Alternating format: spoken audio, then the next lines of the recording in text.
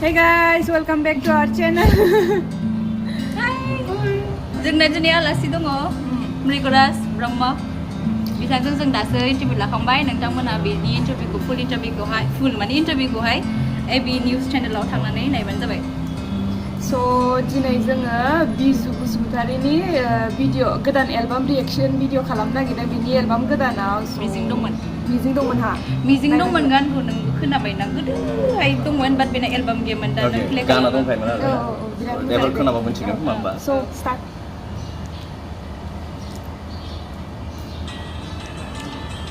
एसे सावना जाबायमोन नामा आंनि फंबायबो नायना मिनिनो ओंखारबाय मानसिखौ आं गानखौ बिराद मोजां मोनो बे गानखौ सोर रोजाबनाय Gautam दरंदारि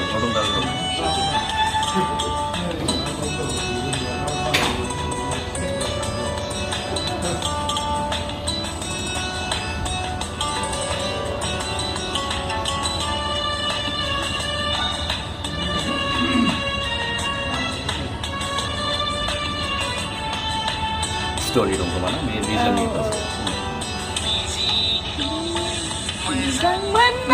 Ini saya mau putus dari kamu beneran kau. Gautam दा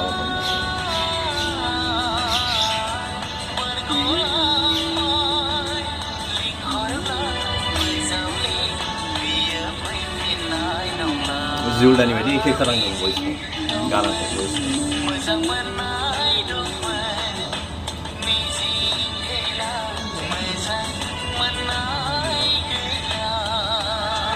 बिसि मोजां ना गाना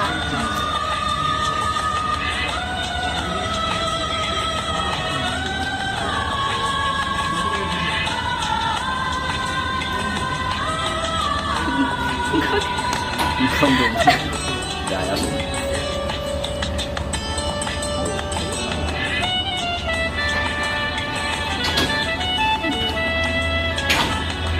दुखु जानो हागोन ना नोंसोरबो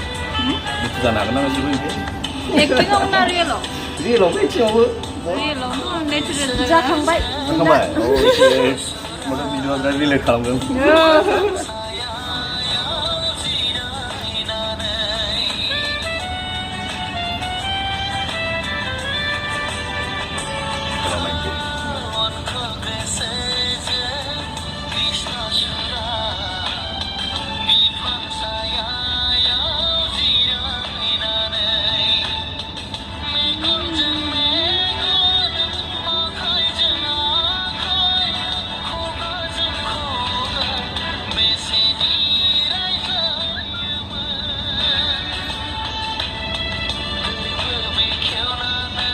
बिराद मोजां मोननाय दं आरो मेथाइआव खि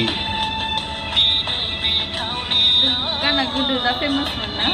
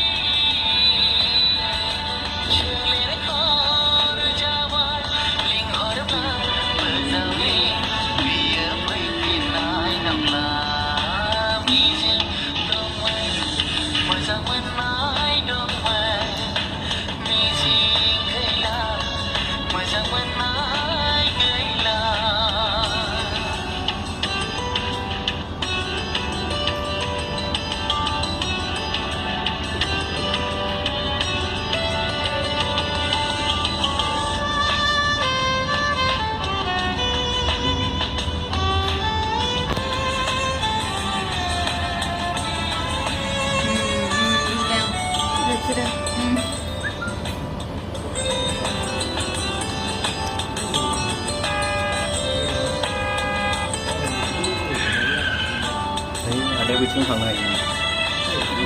गारिया दा थांनांगौ नालाय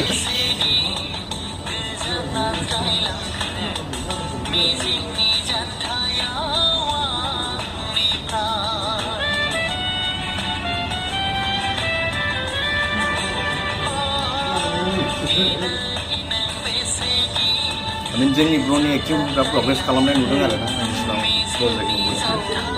मुभिनि एक्टिंबो एलबामनि एक्टिंबो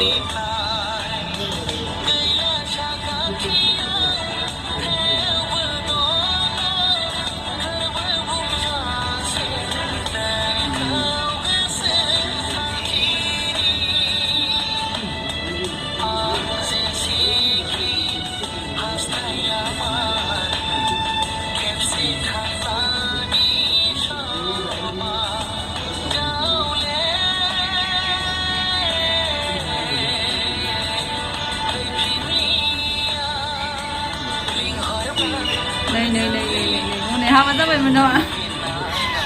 गैला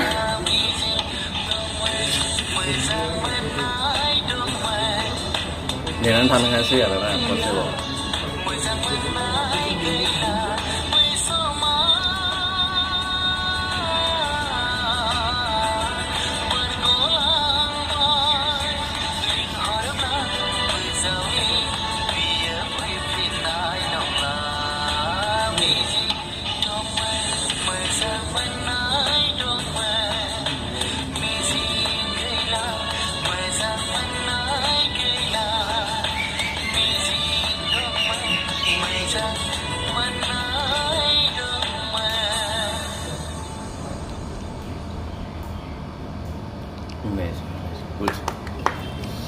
गाना बहुत अच्छा है और बिजु मेथाइनि फारसेथ' मा होननो गानाथ' अलरेडि हिटखा फार्स्ट टाइमनिफ्रायनो दंखायो सिगांनिफ्रायनो दंखायो एन्ड दा रायलायनो बुंनो हायोबा भिडिअनि फारसे बुंनो हागोन लकडाउननि टाइमाव शुट खालामनाय भिडिअआ नायनानै थाल मोन्दों प्रडाक्सनाव जेसेबां हायो बेनि वाइसै जा कनसेप्ट वाइसै आरो आर्टिस्टफ्रा जाय हिसाबै एक्टिं खालामदों I feel pretty good lockdown टाइमनि हिसाबै इट इज गुड अरिजिनेल चेनेलाव थांनानै प्लिज भिडिअखौ नाय रायजोफोरा लाइक खालाम शेयार खालाम साबस्क्राइब खालाम चेनेलखौ आरो अननायखौ बिदिनो होबाय थालां जों आर्टिस्टफोरनो बयनोबो साफ्रोमनोबो नोंथांमोन नङाबा रावबो जौगाया जों आर्टिस्टफ्राबो नोंथांमोननि अननायावसो जोंहाबो मुं दङ जोंबो सिनाय जायो स' नोंथांमोना डु सापर्ट एभ्रि आर्टिस्ट बयखौबो सापर्ट खालाम एन्ड बिसोरनि चेनेलखौबो लाइक खालाम अगेन आंबो फैबावबाय बिसोरनि चेनेलाव साबस्क्राइब खालाम लाइक खालाम आं फैदों होननानै आं फैयाखैबाबो खालाम आरो आं फैयाबाबो खालाम आरो बेबायदि कमेन्ट सेक्सनाव हरबाय थाखि आंखौ लेंहरबाय थाथों आं सफैबाय थाथों होमबाना लाइक मोनबाय थाथों होननानै जानायनि थाखाय thank you so much guys Bye bye.